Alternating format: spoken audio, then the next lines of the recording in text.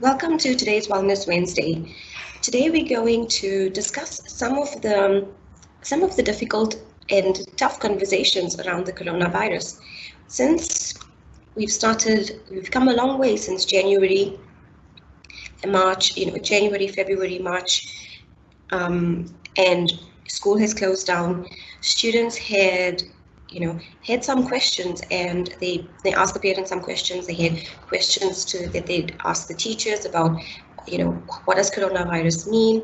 What is COVID-19? What does it stand for? Who is um, who is at risk of catching the virus? And is it something which is like the flu? Whoever gets the virus, can they get well? And it was a very confusing time for all of us trying to learn about the virus. What does it entail? What are the symptoms? Who can be at risk of getting sick? And also, just there was a lot of confusion around the borders being closed, whether we are allowed to leave the house, or where are we allowed to go. A lot of places were closed. All of these social questions that we have, the uncertainty and the confusion, caused a lot of anxiety when there's social distancing, and we don't really know what's going on from day to day. It's difficult for us to provide answers to our children, or even between adults. The uncertainty left a lot of questions unanswered. So today we're going to discuss some of the topics. We're going to go through the slide, and all of the resources were. Today's topic is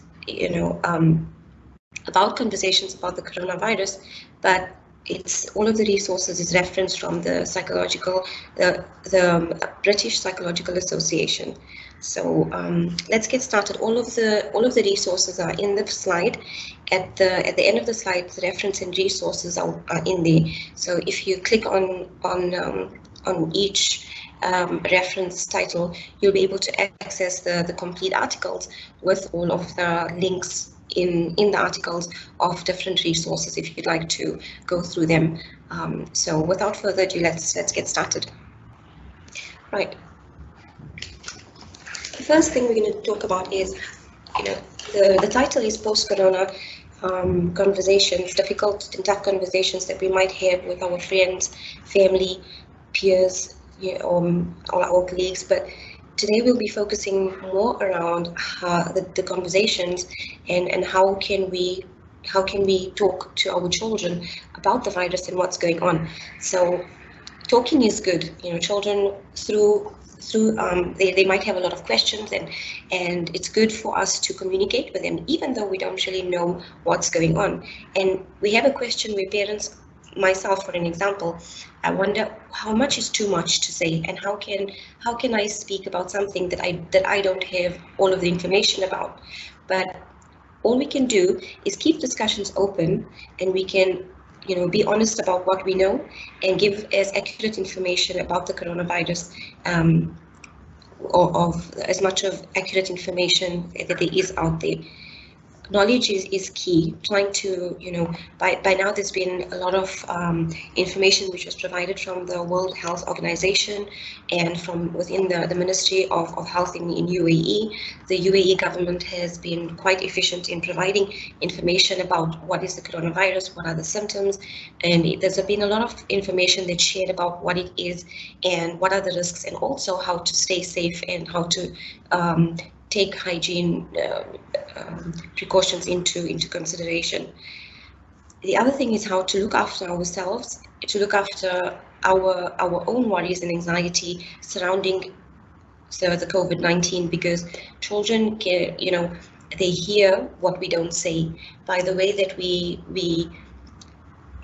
we model behavior, we communicating that to children. So for an example, if we are worried and we are stressed and confused, then without saying this to children, we give them the impression that we are worried, and children will be able to, that's communicated to them as well.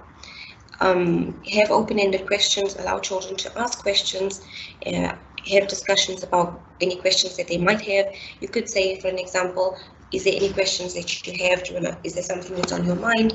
The other thing which is quite important is watching out for getting caught in a vicious cycle, where there's an overwhelming amount of information, and sometimes it can be information overload where there's too much and we don't know how to filter through the information that's necessary and helpful versus the information that is not helpful and which is too much. Thereafter, we can give practical guidance and advice on how to support our children. As we're moving along, I know that there's parents out there who have children, as young as EYFS, right up till high school, and even as adults. How do we speak to each other? How do we speak to young children versus younger children versus young adults and adults?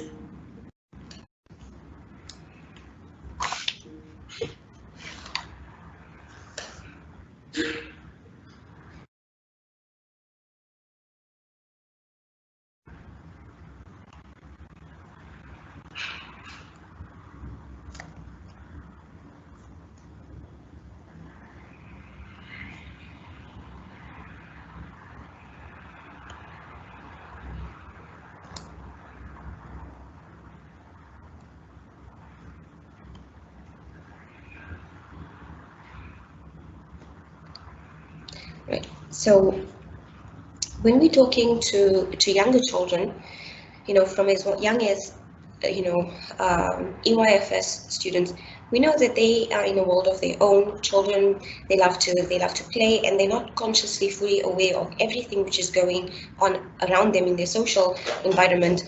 With young children, we don't need to use information that's too difficult for them to understand or to over-explain things. We could stick to short sentences, focus rather with providing them information from pictures, and you can provide them with information on a daily basis just on what is going on at that date and time. So staying in the present moment.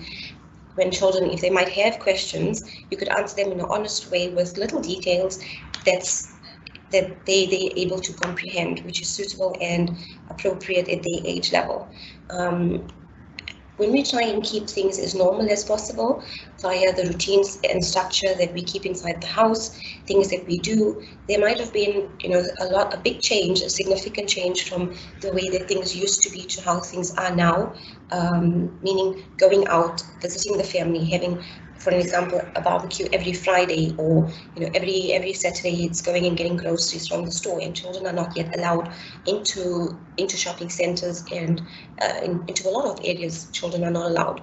So giving them in the information that it's safe, this is the safety precaution for us to be here, but still keeping on with structure and routine. This is the day that we normally do this, so I'm going to go out and I'm going to get the things. Or if it's a barbecue, you still try and do those things with as much normalcy as possible. Use play, to be able to explain difficult things. With children, they understand and they grasp concepts much more faster and easier with explained through play. With dolls or with puppets, I found that it's very useful to have different objects for children to be able to express themselves with, and through play they will give you an indication of where their mindset is at and how much they know and what are the questions that they actually have.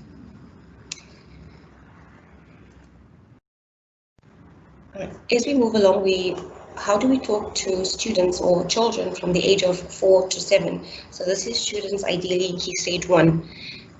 When we're speaking to children in Key Stage 1, we know that they still don't have a grasp, they don't identify or have the individual ideas and thoughts about what's going on, and they can't make sense of it and understand, everything. So when we speak to children in Key Stage 1, we can encourage them to express themselves through drawing, stories, questions. There's a nice thing which also works is a feeling box, where children can write down questions that they might have, thoughts or discussions.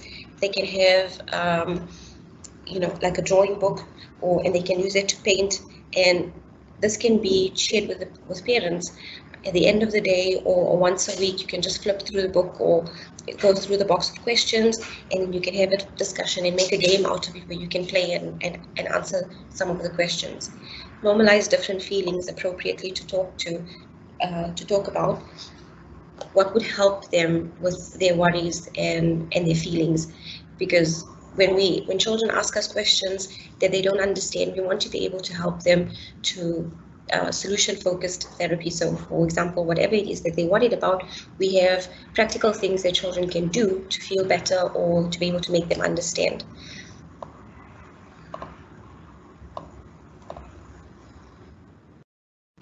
When we're talking with children from 13 all the way up to adults, we can speak to them by continuing to offer them space for support, being open to discussion, and being available. When we have this approach, it's easy for us to be able to start a conversation with our children or with adults, because we open and it's good to speak and have conversations, open conversations about this. You could ask open-ended questions like, what did you think of the news today? Or what's on your mind about what's going on this week? And how do you think that the next week, what are some things that you think might transpire next week? We provide them with information from reputable sources. With regard to the UAE, I know that they have the Ministry of Health, which updates regularly via Facebook and their website. If you go on, everything is mentioned there. The updates of which places are open, the dates which they will be open, the times which they will be open, and these are factual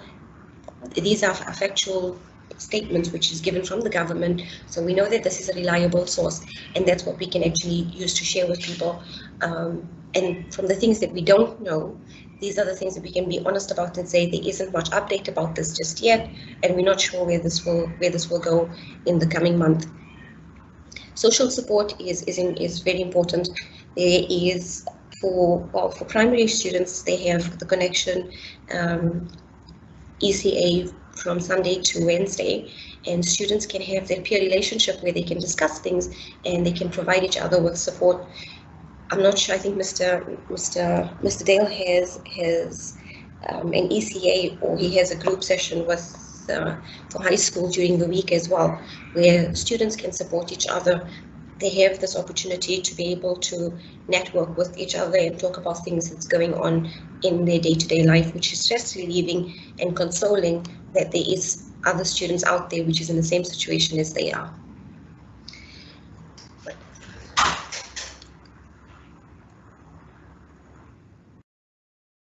These are the references and about how to talk to children about the virus and how to talk to them about illnesses in greater detail with the resources.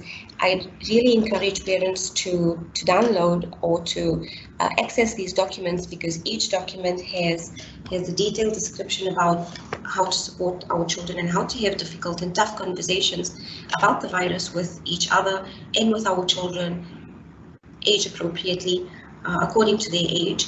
And also it's got different types of resources, and this is based, all of the documents are researched and are up to date on the most recent information about everything that we know about the virus, how to keep safe, there's also a very there's a book with cartoons, animated clip for younger children, which you can use to explain them about the virus, who is at risk, and what are things that we can do practically to stay safe, and what are some things that we can do while we are still having, what are things that we can do to adapt and adjust to the social distancing, and when the social distancing comes to an end, what are some habits that we can adapt and we can adopt, so that as we're going out, we will be able to adjust to our new reality. Because even though things might be opening and things seem to be going back to normal, things might not completely go back to normal for most probably, within the next year, because for as long as we don't have the vaccine and everyone is not completely tested, we will always feel safer with following the rules of social distancing and wearing the mask, having our using hand sanitizer, washing our hands, and so forth. And it's good to have a visual cue for children so that they can see this, and it's something that will become second nature to them, and they will adopt this as a habit.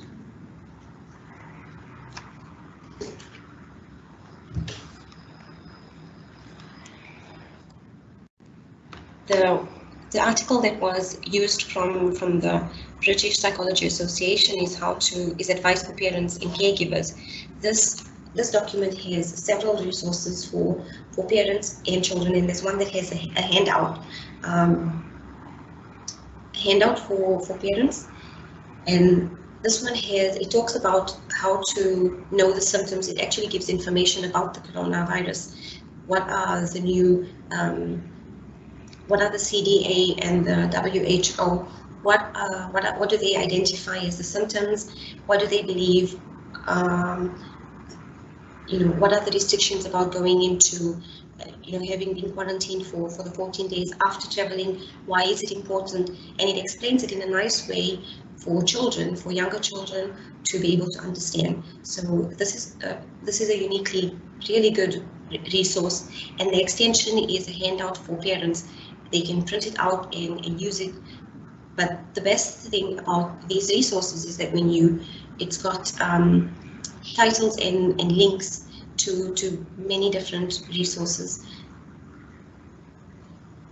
It reviews the model of basic hygiene and healthy lifestyle practices for protection.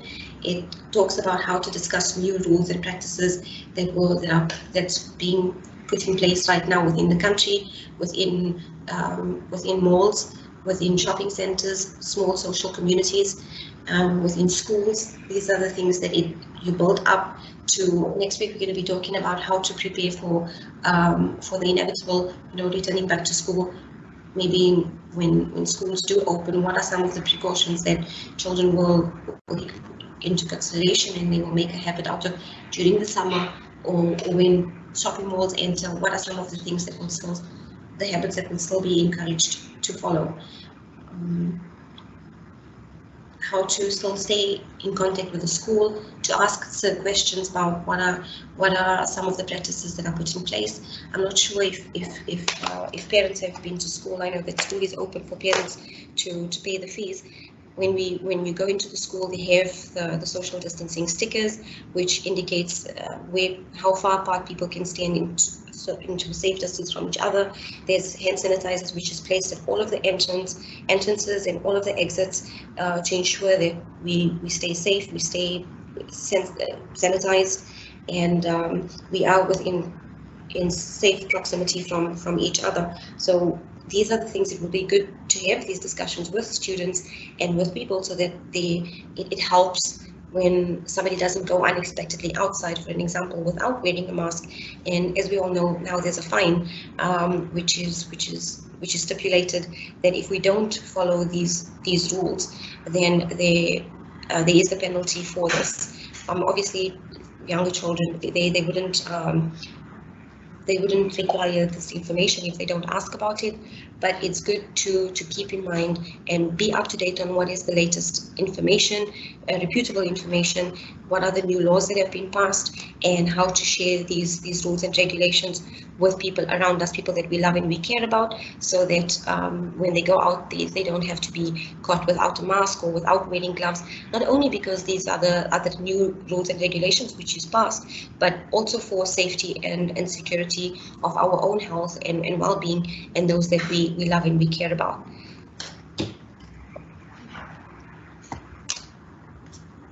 So I think that brings us to an end of this short presentation, which is just meant to be informative. Like I mentioned in the presentation, most of the detailed explanations are in all of the documents. So within the documents, please, if you have time, I encourage you to download them, to click on the links, save all of the resources, and share that with your friends and family.